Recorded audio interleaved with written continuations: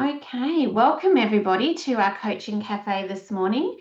It's World Mental Health Day today, and today we're going to have a chat around breaking down the barriers to conversations. So my name's Paula. I am the resident HR specialist at Open Door Coaching. Natalie is off doing other things today, and Bridget is also facilitating today. So it's just me. So I'm hoping that you will be, I'm hoping that you'll ask lots of great questions and we can have a great chat about this. And I'd really love your input today.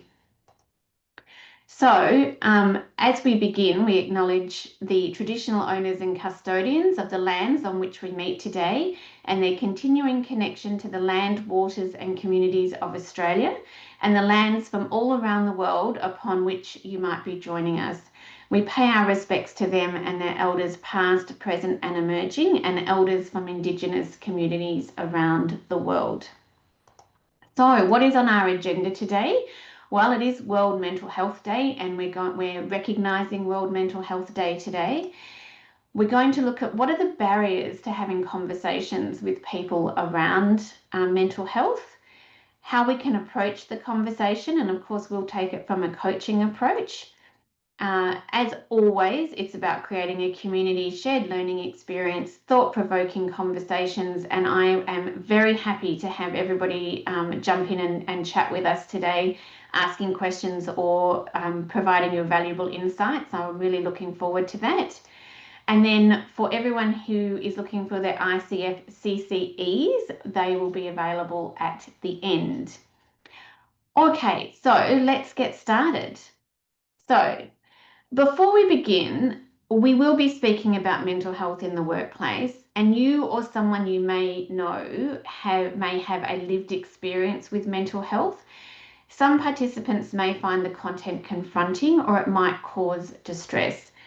If someone you know needs support, we've put the contact details down here for you.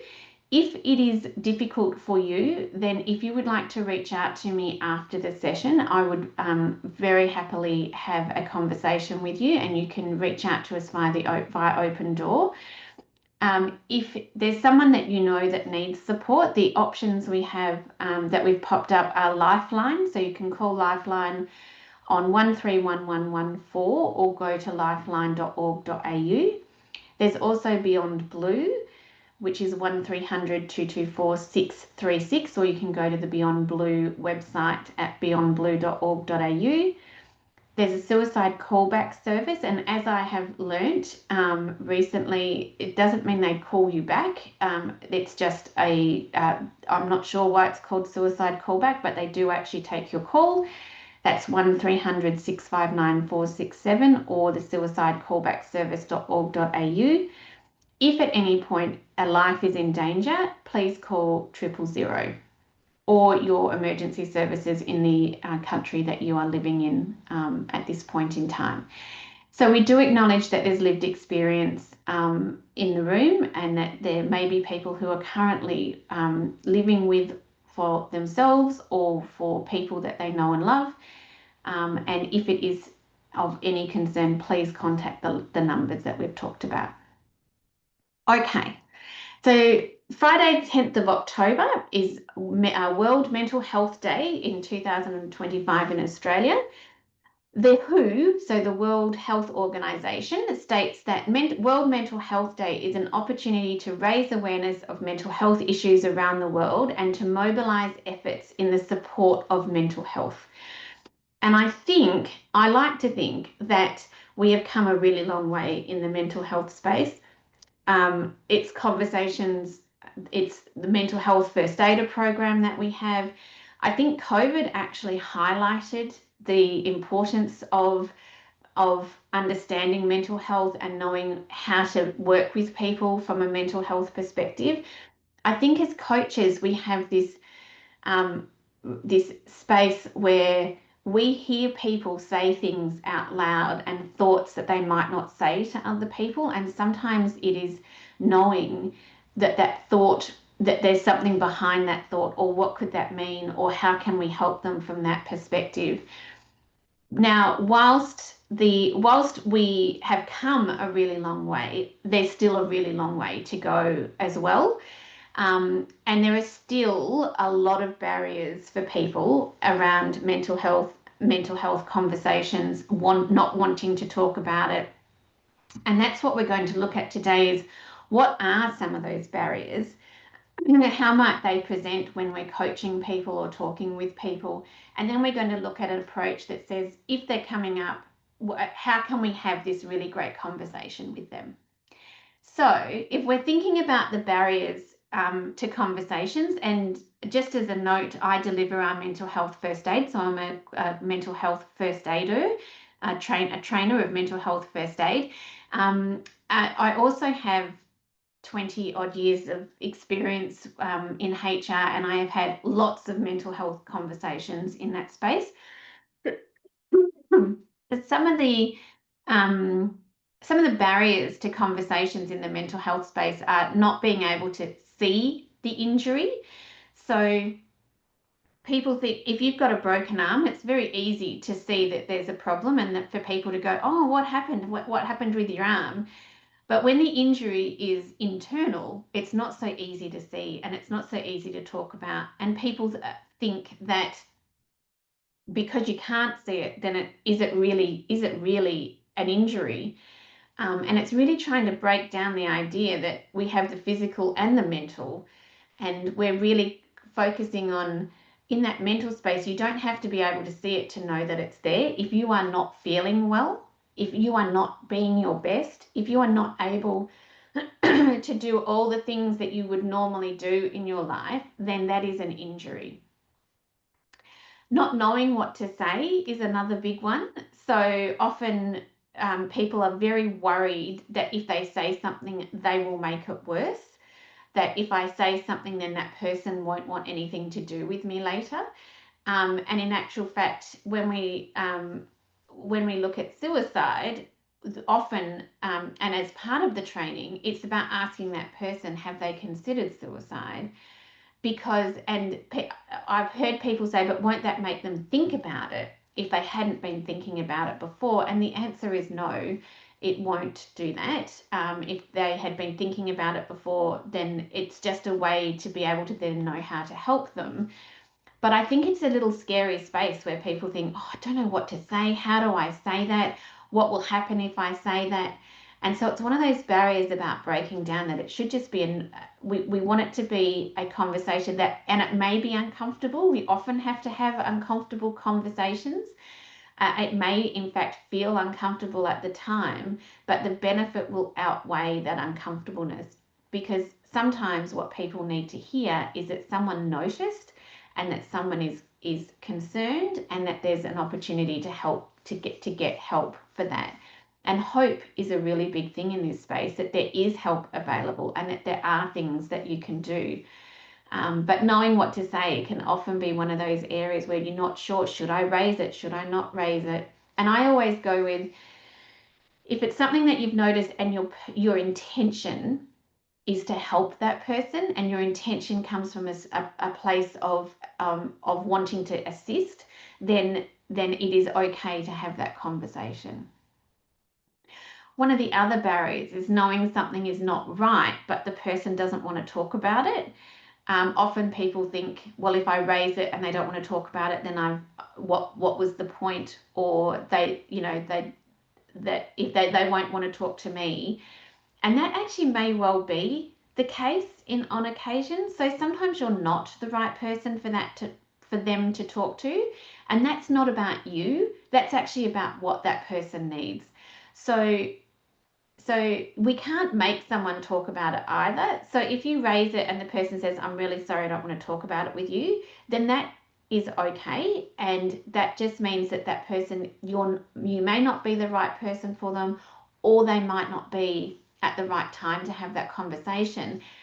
The key though is that you asked the question and checked in on that person. And sometimes it might be as easy as, well, that's okay. Should we have a conversation later? If they say no, then we leave it. We respect that. But that barrier is sometimes we think they won't want to talk about it, and so we don't have the conversation. but sometimes it is that they don't want to talk about us, and there's no problem with that. It's more that you've raised it and you've had that conversation, and that might mean something for that person later on. One of the other barriers, getting buy-in from top management and getting the right people in the classroom. We often get this from an organisational perspective. We want to talk about mental health, but it's not the management who want to come, it's individuals. And how do we systematically change the way we talk about mental health in the workplace if the management aren't at the table? And this is very real. I've seen this where management, and I think there's an acknowledgement that people have mental health issues, but there's also a lot of talk about, oh well, that should, is that something that's an organisational issue? Isn't that just an individual issue? And in some respects, it is the individual's issue, but they are coming to work, and we want to create places where people feel comfortable coming to work, and that no matter what your injury is, it can be managed as you're going through the process. So if someone had a broken leg and the doctor gave them and said they could come back to work, we would make allowances for that, because we want people to be coming back and to be having that sense of purpose. And so this sits in the same space for me, that says if the doctor says yes, they can come back to work, and here's my little HR hat on, you'll hear me with that focus around return to work. If people can, what adjustments can we make that would mean that they can come back to work, that they can be contributing in a positive way? And so getting that buy-in from top management is actually really important, and having the right people in the room. But however, if you can't, then getting started anywhere is better than not getting started at all. So we recommend, if you can't get the buy-in at the top, that's okay. Start where you can start. The perception of whose role is it to have these conversations, and not knowing if it's my role. And we will actually talk about this one more in the next program as well. But for me, it's a people. This really comes down to, it's not necessarily anyone's specific role, it's everyone's role. If you notice something, and is to have a conversation. If you notice that the person sitting next to you is having a bad day, you generally reach out and say, hey, how's it going? Is everything all right? To me, it's not your role to do that, because it's not necessarily a defined box that says on your position description it's your role to have to cheer up your teammate or to check in with them. So it sits in the same space for me here, is that people are people. And if I can help someone or support someone in any way, then that's what my approach is going to be. I'm going to say, to check in and say, how's everything going? Are you all right? May be a bit provocative, but also fatigue. It's like every second person has a mental health issue, and as a manager, I'm tired of having to deal with that. And what 1 in 5 people in Australia, which are the statistics, 1 in 5 people in Australia have a mental health issue in any 1 year. I actually think that figure is higher, and one of the reasons for that is when they do that survey around mental health. It's a telephone survey, and so there are some things in there. There are some people who are missed in that area. So if you don't have a telephone, if we think about across the board, anyone incarcerated wouldn't be part of that survey in that statistics. Homelessness and people living in rural areas might not be included. So if you included all of that, I actually think that statistic is higher. So you are right that it's not every second person, but it's more like every 2 to 3 people that it is a concern for them at that time.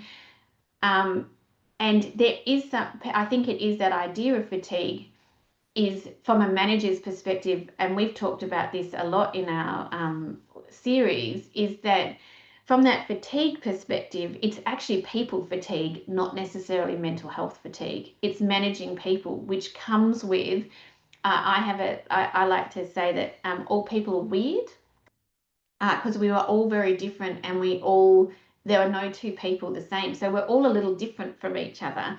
And that difference is what brings innovation and diversity, and there's such great benefits from that. But for managers who've got lots of people, that difference means that you have to approach each person individually, and so there is some fatigue in there. So I think whether it's mental health fatigue, mental health issue fatigue, or it's people fatigue, it is one of those barriers that I don't want to get involved. I don't want to have to, have another conversation. But if we want to create a space where people feel safe and can talk about these things and can seek help, because we know that if you seek help, the earlier you seek help, the more chance you have of a faster recovery, then we want to be having those conversations. One of the other barriers, worried about the person's reactions. So tears, denial, I'm okay, when you get the feeling that they're not. I think particularly for in the workplace, there's something about tears that really worries people, whereas I think of tears as just something that's important to someone. So if you're worried about their reaction, and so, I won't lie to you either, there are times when people's reactions are not exactly what you thought they would be. But it's still, I think it's that idea too, that if the reason you're having the conversation is to help and support that person, then whatever their reaction is what that person's reaction needs to be at that particular point in time. And again, if they say it's not something I want to talk to you about, that is okay. The good news is that you had the conversation and they know that someone was looking out and watching out for them. Another barrier is the stigma. So for lots of people, the reason they wouldn't talk about their mental health concerns is the stigma around it, and worried that people will treat them differently, they won't get promotions, they won't be considered for things. And I think it's come a long way, but that doesn't mean that it doesn't still exist, and it doesn't mean that it's not real for people. So it's important when you're having the conversation and that there's that barrier to say that, it's that bit that says there isn't any judgment from me in regards to mental health. So that the person feels comfortable to have that conversation. Not being able to pick the right timing, place, privacy issues, so it doesn't happen because you can't find the right place. It's that barrier. And it is really a key component, is that it is important to pick the right place, because you can't do it in an open planned office because all of those other barriers come up. So if it's a stigma issue, if they're worried about how they're going to respond, picking that right place is important. Often going for a walk, meeting up for a coffee, something like that. You want to pick a spot, but also don't pick a coffee spot where everybody goes, so that when you get there you go, oh, hi, how you going? Hi, how you going? That's important. And Brett added in here too that you're not trying necessarily to solve the issue. And I absolutely agree with you, Brett, too, is that this is why I think the coaching approach is the key in the conversations around mental health. Is that in coaching, we're not trying to solve someone's issue. And so in a conversation about mental health, it is exactly the same space, that we're not trying to solve the issue. We're trying to let you know that we've noticed something and that we're here to talk if you are available, and that there are supports available that we can help you with, but we're not solving that issue. So thank you, Brett. And then one of the other barriers to the conversations is being volunteered, or as we've put in here, voluntold for training. So you're required to do this training. And as we know, when people get told to do anything, they don't actually, I don't know about you, but I don't like being told what to do either. So when you are told to do some mental health training, or you're told that this is something that you have to do, that it forms a barrier. And so it's important when we're talking about it, it's about knowing that it's part of our world. And so it's important for people to know how to have that conversation, because you just never know who who you might know that you might need to have this conversation with. And sometimes the strongest people you know are the ones that might need the conversation. So these are some of the barriers to the conversation, and we've talked about it. So how might we approach the conversation? So the good news is that if plan A didn't work, that the alphabet has 25 more letters that you can start with, and to stay cool. And in that idea around the reason people don't have these conversations is they're not sure how to start it, they're not sure what to say, they honestly, I know I've spoken to lots of people, they're concerned that they will say the wrong thing. So from a conversation starter, we start with the "Are you okay?" I actually I like to perhaps put I'll find some language for us all today. I'm not always happy with the okay word, because it always links with the "Are you okay" day, which I absolutely support. But what I want to do is push it that little bit further that says, how's everything going for you? And so I throw in a really nice big coaching question that's a bit more open, because asking just if you are okay is that closed question. So how's everything going for you? What's happening for you in this space at the moment? Jane added in that if plan A doesn't work, there's 25 more letters. I agree. We often think that this, if the first question you throw out there in coaching, if the first question you throw out there doesn't work, we don't just give up and walk away. We then come up with a different coaching question that would help. So asking, are you okay? What's going on for you at the moment? I've noticed something, is everything all right? And listening with an open mind. I think as coaches, this is one of the gifts that we have, is that we are all that the coaching approach is about listening, and it's about listening for what's being said as well as not what is being said in the body language, and being able to not be judgmental. And sometimes people are going to say things that will hit against a value of yours or something that you believe in. The key in this space is it's not about judging them for that. It's about thinking about, how can I help this person get help and support, and putting that judgment to the side. Now, as keynote for all of us coaches, we know that if you have to put a judgment to the side, then you need to debrief with someone, and we highly recommend you do that.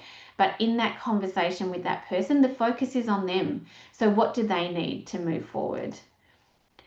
Explaining why you're concerned. I've noticed something, you don't seem to be yourself, and it's not just for that one day. It's not you having a bad day today. It's I've noticed over the last couple of weeks that you're not talking about what you're doing on the weekends, or you're angrier at all the work that you're doing, or there's something that's become obvious that it means that you're worried that there's something that there's something going on for that person. So thinking about, what is it you're concerned about? And be prepared to wait and be comfortable with silence. Again, I think from a coaching perspective, this is the absolute, this is where we can really come in here, is that we know about silence. We know about sitting and waiting, and it might be the first time the person has said anything out loud about how they're feeling. And so providing that really beautiful, safe space for them to have that conversation is important. And then not giving advice, but exploring options. Now, this is one that is slightly different from the coaching approach, is that it's not about some people don't know what the options are. They may not know that you can go and see your GP and get a mental health plan. They might not know that there are places free confidential places that they can call. So this might be one where it's not about giving advice and recommending where people might want to, how they might want to move forward. It's more about exploring what those options are and thinking about which one will work best for you. What might be something that you can do in this space, and then encouraging that action. So who else could you talk to about this? What might be that first step that you would like to take? Of all the options we've had a look at, which of these sits best with you? How might you like to take that first step to move forward? and then remembering your check-in. So once that conversation has happened, thinking, and I often ask, is it all right if I check in with you in a couple of weeks just to see how you're going, or and offering it back, at any point, please come and check in with me, and I'd love to hear how it's all going, and what's working for you. So it's that double one that says, I'd love to check in with you. I just want to make sure that you're okay, and that everything's going okay for you. But also, please feel free to come back if you need to follow up on this conversation, or you've got more questions, or you'd like to talk about it. And when you're in that exploring of options, honestly, most organizations have got EAP programs, so employee assistance programs. And from a HR perspective, they are one of the most underutilized programs that organizations have, but they are really fabulous. They are confidential, and you can call them, and often they expand to your family, so family members can call them, and you can call them about things that are not work related. So if you're having an issue with one of your children or your partner or whatever it is going on, you can call and have that conversation. And if you are a manager, you can call and say, I've got a staff member, this is what's going on, I'm not sure how to approach it, and they will help you with that as well. So that is my public service announcement, that if you've got EAP available in your organisation, please reach out and use it. Okay, so we've had a look at the barriers and how to start that conversation. Remember, look after yourself. When you have mental health conversations, it's really important that you do the debrief afterwards, and that you don't take it on. And as Brett said, this is not about solving the problem for them. It doesn't mean that you have to suddenly start, getting completely involved. It's actually up to the person, and they need to, it needs to be the process that will work best for them. Our role is really to guide and support and to be available to help, but look after yourself after a conversation. We've got for those who can see the webinar, we've popped up the Lifeline Beyond Blue suicide callback service and the 000 again. It's just a reminder that there are lots of services that are available, and these are all free services that someone can utilize in the first instance. Okay, as another little public service announcement, Natalie is doing their 250 kilometres in October for the Black Dog Institute, which is focused on better mental health. So I have popped a QR code up there for you. So if you would like to make a donation to Natalie's the program, or you can head to onefootforward.org.au. It's just a way, it's one of the things that we do at Open Door to connect in with Mental Health Week, because it's a really important topic for us here. So just I'm just going to check in case anybody had any questions or anything else that they wanted to add today.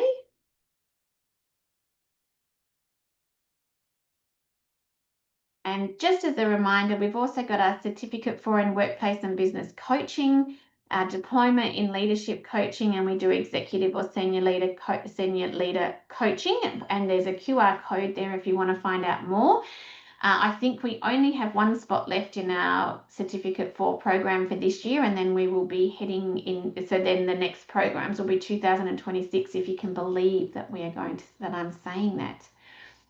Well, thank you all for joining me today. I really appreciate you jumping on and recognising the World Mental Health Day.